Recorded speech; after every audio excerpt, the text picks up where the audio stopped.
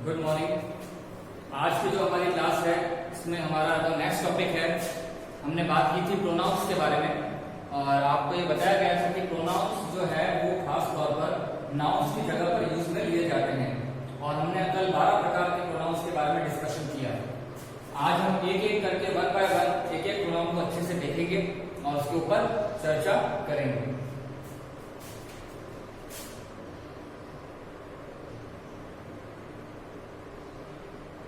Pronounce, सर्वनाम। हमने जैसा कि कल देखा कि एक जो है नंबर 1 पर्सनल प्रोनाउन।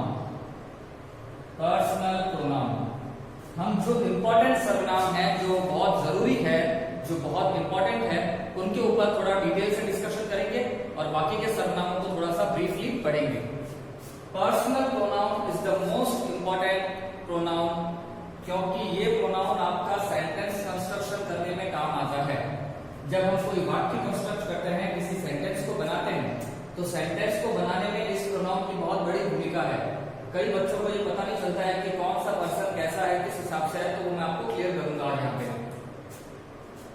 प्रोनाउन संख्या में 12 मैंने आपको बताया इंग्लिश में, वैसे जनरली हम 8 या 9 पढ़ते हैं। पर्सनल प्रोनाउन को हिंदी में कहते हैं पुरुषवाचक सर्वनाम। क्या कहते हैं? पुरुषवाचक सर्वनाम। पुरुषवाचक सर्वनाम जो है हमने पढ़ा हुआ है, संस्कृत में भी पढ़ा हुआ है कि पुरुष 3 प्रकार के होते हैं, प्रथम पुरुष, मध्यम पुरुष, उत्तम पुरुष। इंग्लिश में भी अगर हम डिस्कशन करेंगे तो यहां पे मैं आपके सामने बता रहा हूं आपको person, person, first person, second person, third person. 3 प्रकार के पर्सन इंग्लिश लैंग्वेज में होते हैं इस प्रोनाउन के अंदर। कौन से प्रोनाउन के अंदर? पर्सनल प्रोनाउन के अंदर। ध्यान से सुनिएगा, पर्सनल प्रोनाउन जो है वो प्रोनाउन का ही एक भाग है, टाइप है। Number 1 most important pronoun type है पर्सनल प्रोनाउन।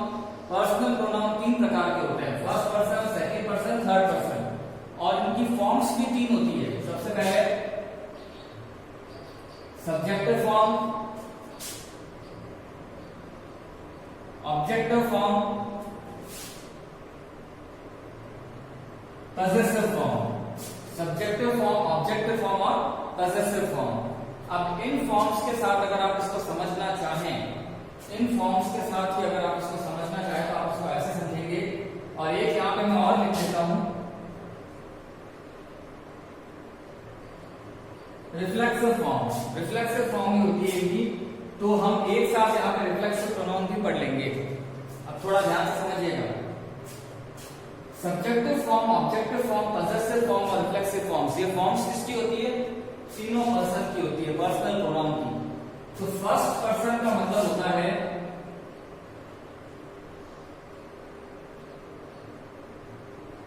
स्पीकर, जिसे हम बोलते हैं हिंदी में वक्ता। सेकेंड पर्सन में आता है लिसनर, जिसे हम कहते हैं श्रोता। थर्ड पर्सन में हम बोलते हैं अदर, अन्य, अदर। तो आप इस बात को समझें, ये है कर्ता कारक के रूप चलेंगे, इसमें कर्म और इसमें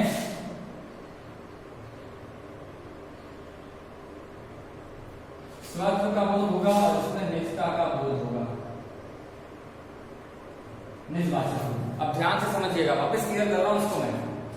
पर्सनल प्रोनाउन 3 प्रकार के होते हैं, फर्स्ट पर्सन, सेकेंड पर्सन और थर्ड पर्सन। पर्सनल प्रोनाउन जो ये 3 प्रकार के आपके सामने हैं, इनकी 4 फॉर्म्स हम यहाँ पे लिख रहे हैं, subjective form, objective form, possessive form और रिफ्लेक्सिव फॉर्म्स। यहाँ पे हमें ये मानना है कि फर्स्ट पर्सन में कौन कौन से प्रोनाउन आते हैं? फर्स्ट पर्सन में वो प्रोनाउन आते हैं जिसमें वक्ता जो बात बोलता है, वक्ता यानी बोलने वाला, स्पीकर। स्पीकर कौन होगा? जब मैं अपने स्टूडेंट्स को पढ़ा रहा हूं, जब मैं आप लोगों को पढ़ा रहा हूं, तो बोलने वाला कौन है? मैं, या अगर मेरे साथ एक और व्यक्ति है, एक और अध्यापक है, तो हम, तो बोलने वाला हमेशा फर्स्ट पर्सन में आता है प्रोनाउन। आई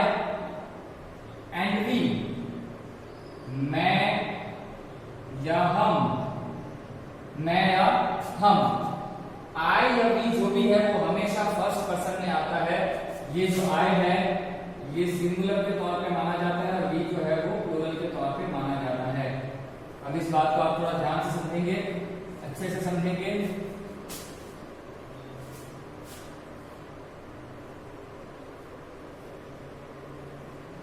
तो यहाँ पे जो आपके सामने ये सिंगुलर प्लूरल मैंने लिखा है, आई का मतलब मैं अगर सिंगुलर है तो एक से ज्यादा है तो हम।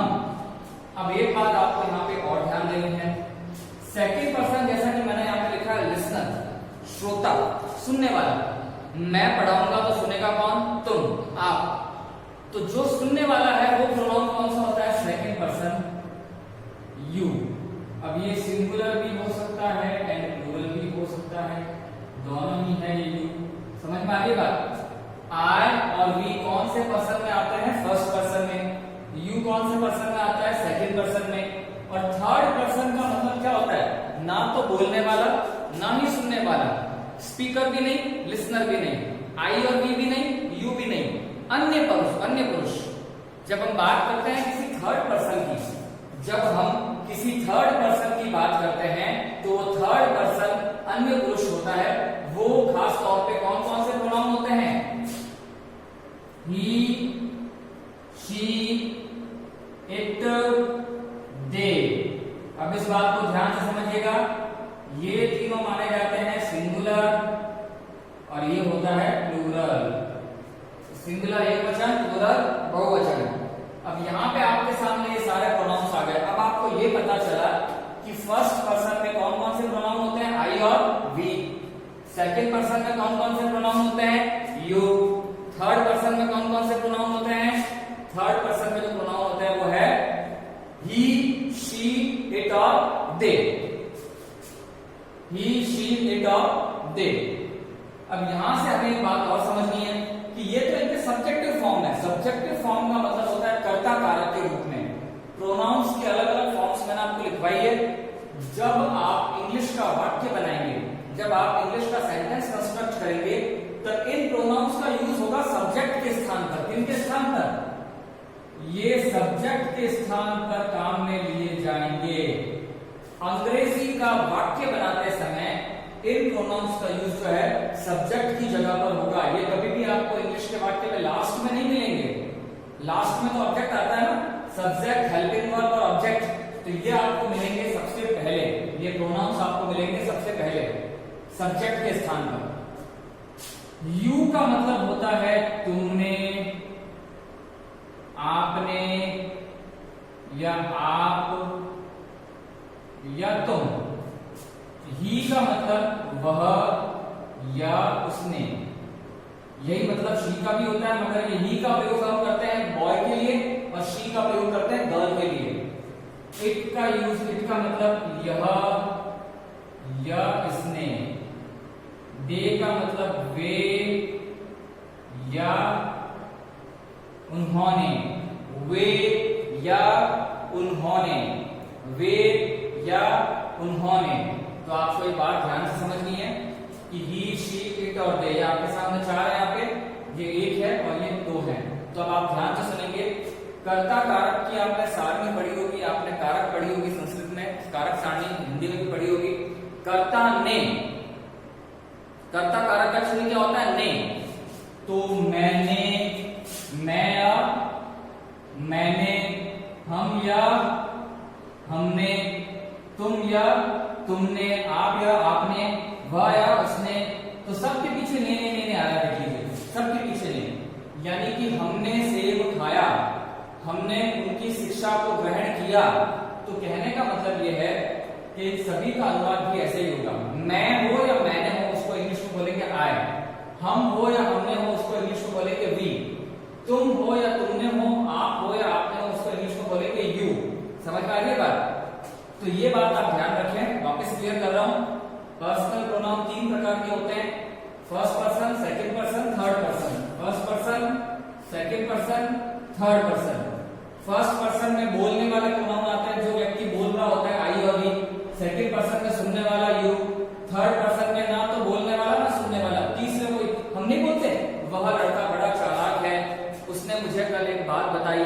तो उसमें हम ना तो अपनी बात कर रहे हैं ना सामने वाले की बात कर रहे हैं, किसी और की बात कर रहे हैं। तो थर्ड पर्सन वाले प्रोनाउन ये है। अब इनकी सब्जेक्टिव फॉर्म ही है ये, आई और ए की सब्जेक्टिव फॉर्म है, यू, और एक तरीके से देखा जाए ये भी सब्जेक्टिव फॉर्म है, और ही शी एक और ये भी सब्जेक्टिव फॉर्म है। ये सारी इनकी सब्जेक्टिव फॉर्म है। अब हमें क्या करना है, इन्हीं तीनों पर्सन की ऑब्जेक्टिव फॉर्म पता करनी है। तो आई की ऑब्जेक्टिव फॉर्म क्या होती है, आई की ऑब्जेक्टिव फॉर्म होती है मी, वी की ऑब्जेक्टिव फॉर्म होती है अस, यू की ऑब्जेक्टिव फॉर्म होती है यू, ही की ऑब्जेक्टिव फॉर्म होती है हिम, शी की ऑब्जेक्टिव फॉर्म होती है हर, इट की ऑब्जेक्टिव फॉर्म होती है इट, दिस की ऑब्जेक्टिव फॉर्म होती है देम। ये इंग्लिश के वाक्य में अंत में आते हैं ऑब्जेक्ट की जगह पे, इसलिए मैंने तो क्या लिखा है, स्मॉल लिखा है फर्स्ट लेटर, और ये सब्जेक्ट की जगह पे आते हैं, इसीलिए मैंने इसका फर्स्ट लेटर कैपिटल लिखा है। अब ये स्मॉल लेटर से आपके सामने है। अब आप ध्यान से सुनिएगा, कर्ता कारक का चिन्ह क्या होता है, ने,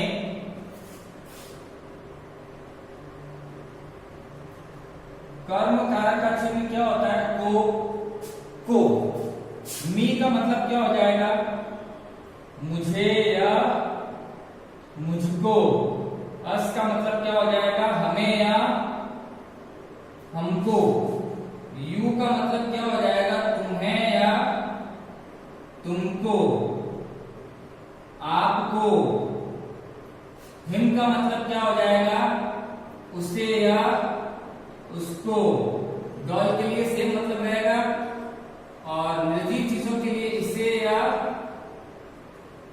इसको। अब डैम, डैम का मतलब क्या हो जाएगा, उन्हें या उनको। अब ध्यान से सुनिएगा, मैंने उन्हें एक किताब दी, तो आई गेव देम, उन्हें, मैंने उनको, तो भी देम, दोनों ही सेम है। कई बार बच्चे कंफ्यूज हो जाते हैं, वो कहते हैं सर उसने को अंग्रेजी में क्या कहते हैं और वह को अंग्रेजी में, दोनों ही सेम है भाई, दोनों ही सेम है। तो वह और उसने जिस प्रकार सेम है उसी प्रकार उन्हें और उनको भी सेम ही है, इसलिए मैं डबल डबल लिखवा रहा हूं ताकि आपको नॉलेज में रहे। तो ये आपके हो गया ऑब्जेक्टिव फॉर्म इन्हीं तीनों प्रोनाउन, इन्हीं तीनों पर्संस की। अब मैं इनकी पॉसेसिव फॉर्म ले रहा हूं। देखिए इंग्लिश के वाक्य में ये जो आते हैं किसके स्थान पर आएंगे, ऑब्जेक्ट के स्थान पर। ऑब्जेक्ट के स्थान पर इन प्रोनाउंस का प्रयोग मिलेगा और सब्जेक्ट के स्थान पर इनका प्रयोग मिलेगा। अब मैं आपको एक सेंटेंस बना के बताऊंगा लास्ट में, जिसमें आपका ये पूरा क्लियर हो जाएगा, पूरा क्लियर हो जाएगा। अब पॉसेसिव का मतलब क्या होता है, पॉसेसिव का मतलब आपको वर्ड से इसको पॉसेसिव, स्वत्व बोधक, खुद का बोध करवाने वाला। जैसे कि आप अगर ध्यान देंगे थोड़ा सा इसके अंदर, थोड़ा समझेंगे इसको, तो आप इसको इस प्रकार समझेंगे कि मैंने अपना कार्य कर लिया है, मैंने अपना कार्य कर लिया है, तो मैंने खुद का काम कर लिया है, खुद का। तो मैंने सब्जेक्ट, अपना, तो अपना के लिए तो कोई वर्ड हमें मिला ही नहीं है। तो जब हम इन्हीं प्रोनाउंस की पॉसेसिव फॉर्म बनाएंगे तो इनके लिए क्या वर्ड आएगा वो ध्यान से सुनिएगा।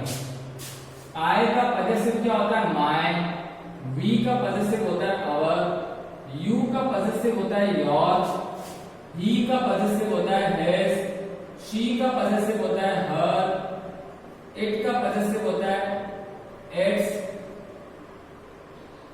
और दे का पॉसेसिव होता है देयर।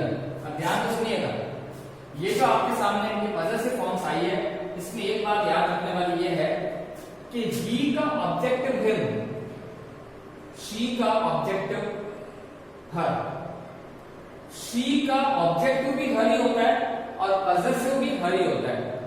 शी का ऑब्जेक्टिव भी हर होता है और पॉसेसिव भी हर होता है। ही का ऑब्जेक्टिव हिम होता है और पॉसेसिव हिज होता है। अब यहाँ पे देखिए आप समझदार हैं, स्वयं समझते हैं, संबंध का, के, की, रा, रे, री, कारक सारणी का चिन्ह होता है। तो मेरा, मेरा, हमारा, तुम्हारा या आपका, उसका, उसकी, डॉल है ना इसलिए उसकी, इसका, उनका। अब देख लीजिए पीछे चिन्ह के, रा, रा, का, का, तो संबंध कारक का चिन्ह क्या होता है, का, की, रा, रे, री। तो ये संबंध के हिसाब से हो गया एक तरीके से, मतलब अपना खुद का बोध करवाने वाला। तो अब अगर हम कोई सेंटेंस बनाते हैं इंग्लिश का, मैं अपना गृह कार्य पूरा करता हूं। मैं, आई कंप्लीट अपना, तो मैं के लिए अपना क्या होगा?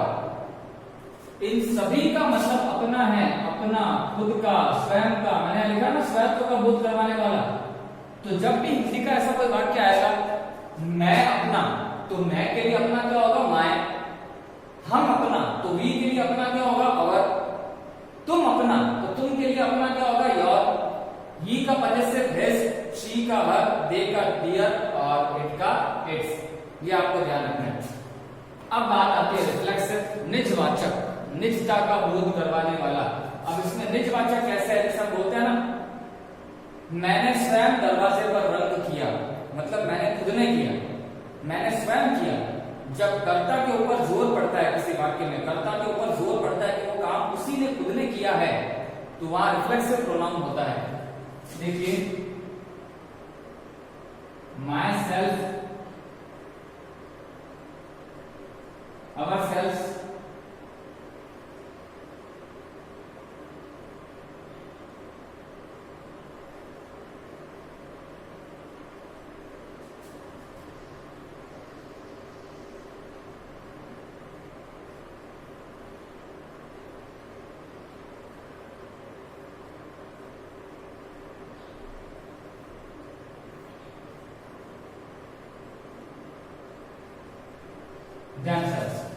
ये इनकी रिफ्लेक्सिव फॉर्म है। आपको समझना क्या है कि सिंगुलर के साथ हम जोड़ते हैं सेल्फ और प्लूरल के साथ जोड़ते हैं सेल्फ। देखिए, सेम फॉर्म है पजेसिव वाली। पजेसिव वाली फॉर्म के आगे हमने क्या जोड़ा है? सेल्फ और सेल्फ जोड़ा है। माय सिंगुलर है तो हमने पीछे सेल्फ जोड़ दिया, अवर प्लूरल है तो हमने सेल्फ जोड़ दिया, योर सिंगुलर भी है और प्लूरल भी है, तो योर सेल्फ भी हो गया और योर सेल्फ भी हो गया। फर्स्ट मतलब फर्स्ट पर्सन और सेकंड पर्सन में तो हम किसके अकॉर्डिंग देखते हैं? पजेसिव के अकॉर्डिंग। लेकिन यहां देखिए, ये जो आए हैं ना, ये पजेसिव के हिसाब से नहीं आए, ऑब्जेक्टिव के हिसाब से आए। इनके आगे सेल्फ और सेल्फ लगा। याद ये रखना है कि जब हम पर्सनल प्रोनाउन की रिफ्लेक्सिव फॉर्म बनाते हैं, रिफ्लेक्सिव फॉर्म बनाते हैं, तब फर्स्ट पर्सन और सेकंड पर्सन को बदलते हैं पजेसिव फर्स्ट पर्सन और सेकंड पर्सन के अनुसार, लेकिन थर्ड पर्सन जो है वो बदलता है ऑब्जेक्टिव के थर्ड पर्सन के अनुसार। देखिए कैसे, हिम था तो हिम के आगे सेल्फ लग गया, हर था तो हर के आगे सेल्फ लग गया, इट था तो इट के आगे सेल्फ लग गया, देम था तो देम के आगे सेल्फ लग गया। ये तो हमें पता है। सिंगुलर के लिए लगाएंगे सेल्फ और प्लूरल के लिए क्या लगाएंगे? सेल्फ। यहां पे इसके अकॉर्डिंग होता है और इन दोनों जगह इनके अकॉर्डिंग होता है। देखो ऐसे,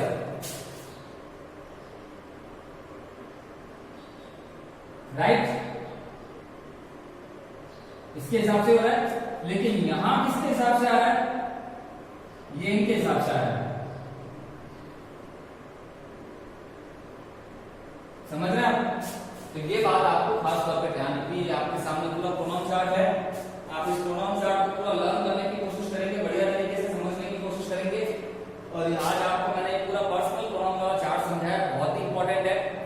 कई बार अगर ये चीज क्लियर नहीं होती है तो आगे हमारे सेंटेंस बनाने में हमेशा प्रॉब्लम आती है, बहुत सारी कंफ्यूजन होती है, बार बार कंफ्यूजन होती है। किसी को पता ही नहीं चलता है कि मैं क्या है, मैंने क्या है, वह क्या है, उसने क्या है। मैं एक बार बड़े आराम से तसल्ली से आपको इसको एक बार वापस क्लियर कर रहा हूं, थोड़ा सा ध्यान से सुनिएगा, समझिएगा। प्रोनाउंस का ही एक टाइप है पर्सनल प्रोनाउन। पर्सनल प्रोनाउन सबसे इंपॉर्टेंट सर्वनाम है। जितने भी मैंने आपको 12 सर्वनाम बताए हैं, मैंने आपको डिटेल में ज्यादा बताया, बाकी 8 या 9 ही है। पर्सनल प्रोनाउन सबसे महत्वपूर्ण सर्वनाम है। और पर्सनल प्रोनाउन के अंदर जब हम पढ़ते हैं पर्सनल प्रोनाउन को, तो यहाँ पे हमें ये पढ़ना है कि पर्सन कितने प्रकार के होते हैं? 3 प्रकार के, first person, second person, third person.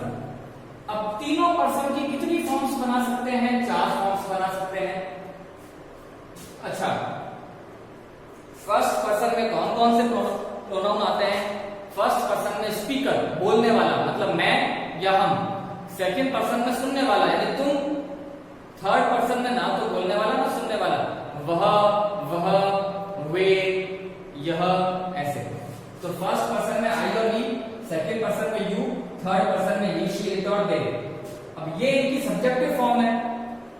आई का ऑब्जेक्टिव मी, वी का ऑब्जेक्टिव अस, यू का ऑब्जेक्टिव यू, ही का ऑब्जेक्टिव हिम, शी का ऑब्जेक्टिव हर, इट का ऑब्जेक्टिव इट, दे का ऑब्जेक्टिव देम, आई का पजेसिव माय। देखो I complete my work, we complete our work, हम अपना काम पूरा करते हैं, तुम अपना काम, यू का योर, ही का हिज, शी का हर, इट का इट्स, दे का देयर, दे का देयर। अब इनकी रिफ्लेक्सिव फॉर्म आती है, आई का माई सेल्फ, वी का आवर सेल्फ, यू का योर सेल्फ, योरसेल्फ दोनों है, ही का हिमसेल्फ, शी का हरसेल्फ, इट का इटसेल्फ, दे का देमसेल्फ। तो ये इनकी रिफ्लेक्सिव फॉर्म्स है और आपको ये पूरा दिल से बाय हार्ट अच्छे से आपको लर्न होना चाहिए। ये चीज अगर आप लर्न नहीं कर पाएंगे तो मैं बता रहा हूं आपको, आप सेंटेंस कंस्ट्रक्ट ही नहीं कर पाएंगे।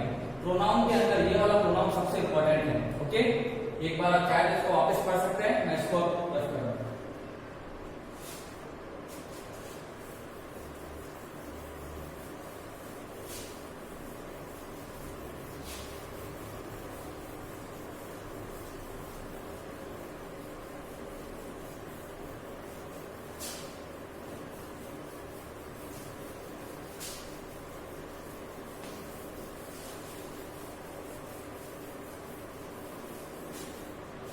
जैसा कि मैंने आपसे कल डिस्कस किया, नेक्स्ट प्रोनाउन को लेने से पहले मैं आपके सामने थोड़ा सा वोकैबुलरी के बारे में और डिस्कस करना चाहूंगा।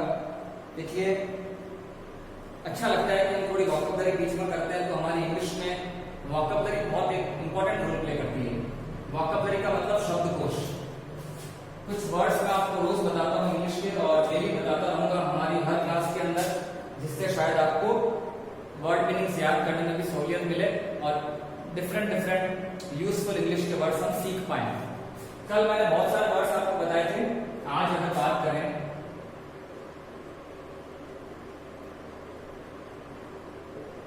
मेंढक से रिलेटेड वर्ड मैं आपको आज बता रहा हूं।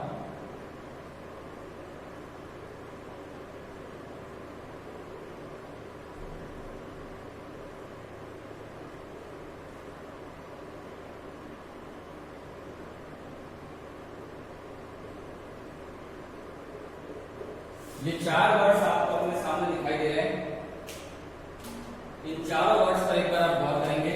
इससे क्या होता है कि हमारी जो क्लास में टॉपिक चल रहा है, साथ साथ में अगर हम वोकैबुलरी क्लियर करते रहते हैं तो हमें इंटरेस्ट आता है, और दूसरा हमारी वोकैबुलरी और इंग्लिश को लर्न करने की क्षमता बढ़ती है और हमारे अंदर एक इंटरेस्ट क्रिएट होता है कि हम नए नए वर्ड्स इंग्लिश के सीखे रोज।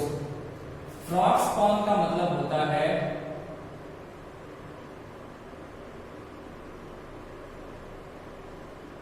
मेंढक के अंडे। टैडपोल का मतलब क्या होता है?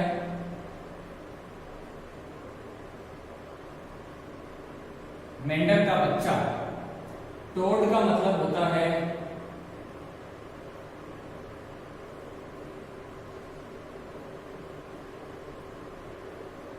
वयस्क या विषडाल मेंढक। और फ्रॉग का मतलब एक परिपक्व अवस्था वाला मेंढक होता है, जिसके बात करते हैं कि फ्रॉग यानी मेंढक। तो ये वर्ड्स आप लर्न रखेंगे, अच्छे से इनको ध्यान रखेंगे।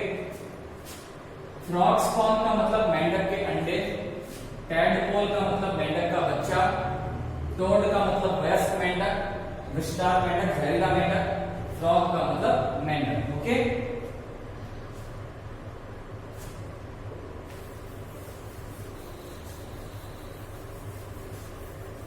फिर नेक्स्ट देखिए,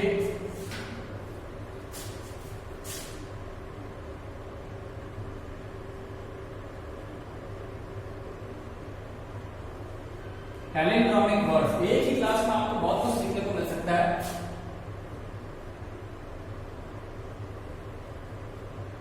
विलोम पद वाले शब्द उल्टे भी वैसे पढ़े जाएंगे, सीधे भी वैसे पढ़े जाएंगे।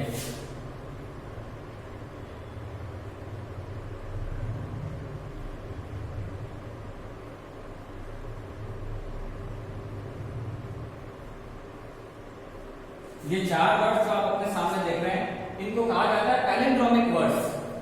पैलिंड्रोमिक वर्ड्स का मतलब क्या होता है? पैलिंड्रोमिक वर्ड्स का मतलब विलोम पद वाले शब्द, जिनको चाहे आप पीछे से पढ़िए चाहे आगे से पढ़िए, वो वैसे के वैसे ही रहेंगे। देखिए,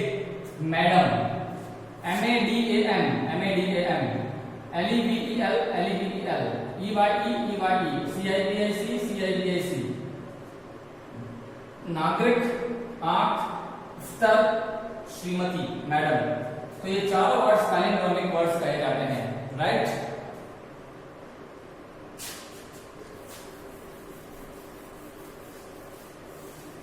तीन वर्ड्स हम अक्सर डिस्कस करते हैं, एक तो रीड, स्टडी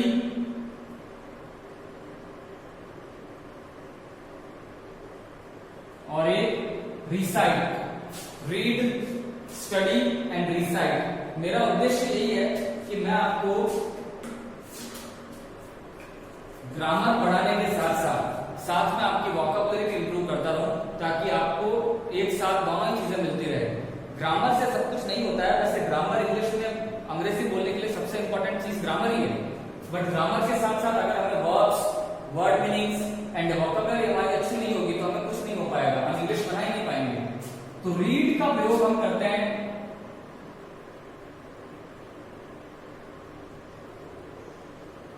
सामान्यतः पढ़ना। स्टडी का मतलब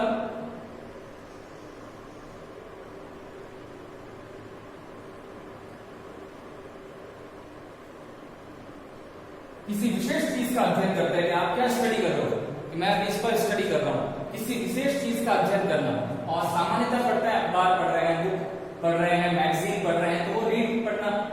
स्टडी का मतलब किसी आप किस चीज की स्टडी कर रहे हैं, मैं LLB की स्टडी कर रहा हूं, तो हम ये नहीं कहेंगे कि आई एम रीडिंग LLB, मैं स्टडी कर रहा हूँ LLB का अध्ययन कर रहा हूँ, या फिर खास तौर पे मैं स्टडी कर रहा हूँ क्लास 9 में, या फिर मैं खास तौर पे इस तरीके से हम बोलते हैं। जनरली आप समझ सकते हैं मैं क्या कहना चाह रहा हूँ। रिसाइट का मतलब होता है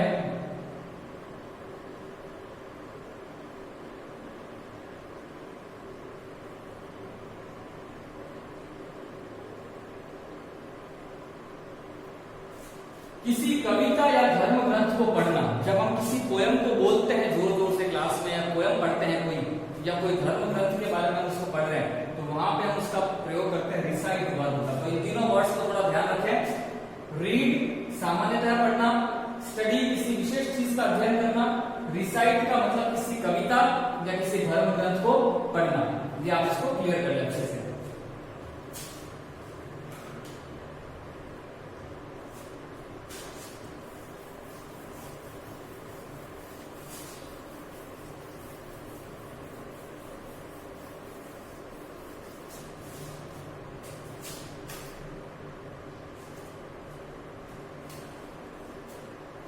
अब नेक्स्ट बात करते हैं, हमने अभी ये चारों पढ़े हैं प्रोनाउन के, पर्सनल प्रोनाउन के अलग अलग फॉर्म्स के बारे में हमने पढ़ा है, इसके बारे में हमने चर्चा की है।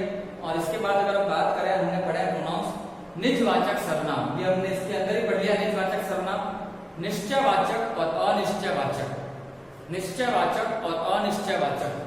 सबसे पहले हमने पर्सनल प्रोनाउन पढ़ा, दूसरा जो रिफ्लेक्सिव प्रोनाउन है वो तो इसके अंदर ही आ गया, सब्जेक्ट के ऊपर जोर देने वाला, और इसका प्रयोग हम करते हैं कहां पे, सबसे लास्ट में करते हैं इंग्लिश के सेंटेंस में। अब बात करते हैं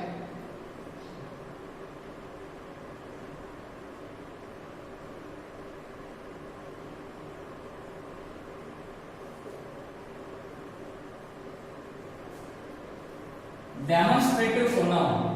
डेमोन्स्ट्रेटिव प्रोनाउन का मतलब क्या होता है? डेमोन्स्ट्रेटिव, डेमोन्स्ट्रेट करने का मतलब प्रदर्शन करना, संकेत देना, या फिर खास तौर पे डेमोन्स्ट्रेटिव प्रोनाउंस को कहते हैं जब हम ये बोलते हैं कि हम कह सकते हैं कि यहाँ पे एक तरीके से निश्चित चीज है, कोई निश्चित चीज की तरफ इशारा करके बताना। डेमोन्स्ट्रेटिव प्रोनाउन में कौन कौन से प्रोनाउन आते हैं? दिस, दैट, दीज, दोज, सच, ये डेमोन्स्ट्रेटिव प्रोनाउन के अंदर आते हैं। और दिस का मतलब इन दोनों का प्रयोग सिंगुलर के लिए होता है, इन दोनों का प्रयोग सिंगुलर प्लूरल दोनों के लिए होता है, और इनका प्रयोग सिंगुलर प्लूरल दोनों के लिए होता है, इसका प्लूरल के लिए होता है। अब ध्यान से समझिएगा, मैं आपको बता देता हूं कि यहाँ पे कैसे इसका प्रयोग होगा। यदि कोई व्यक्ति या वस्तु संख्या में केवल एक है तो दिस और दैट का प्रयोग होगा, संख्या में एक से ज्यादा है तो दीज और दोस का प्रयोग होगा, राइट। लेकिन यहां पे आप इस बात को ध्यान दें,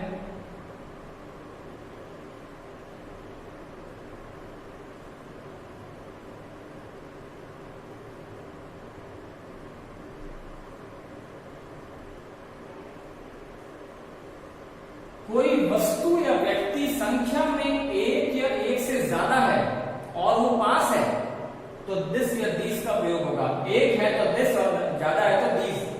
कोई व्यक्ति, मतलब मैं ये समझाना चाह रहा हूं कि इस ग्रुप का जो प्रयोग होता है वो पास स्थित चीजों के लिए होता है और इसका दूर स्थित चीजों के लिए होता है। अब वो एक है तो दैट, ज्यादा है तो दूस, एक है तो दिस, ज्यादा है तो दिस। समझ गया? नियरनेस, समीपता के लिए इसका प्रयोग होता है दिस और दिस का, और दूर के लिए दैट और दोस का। ठीक है, तो आप इसको इस तरीके से समझेंगे। बहुत सारे एग्जांपल्स हैं इसके, जैसे अगर आप ध्यान दें तो मैं आपको बता देता हूं, बहुत सारे एग्जांपल है इसके, हम इसको समझेंगे ऐसे। दिस इज माई बुक, अगर कोई किताब है और वो नजदीक पड़ी है हमारे बेंच के सामने ही, this is my book. These are my books, ये मेरी किताबें हैं। These are my books, this is my book, that is my book, दूर है तो दैट इज माई बुक, और दूर में भी बहुत ज्यादा है, दोज आर माई बुक्स, वो मेरी किताबें हैं। आगे बात समझ में? एक एग्जांपल और लेते हैं।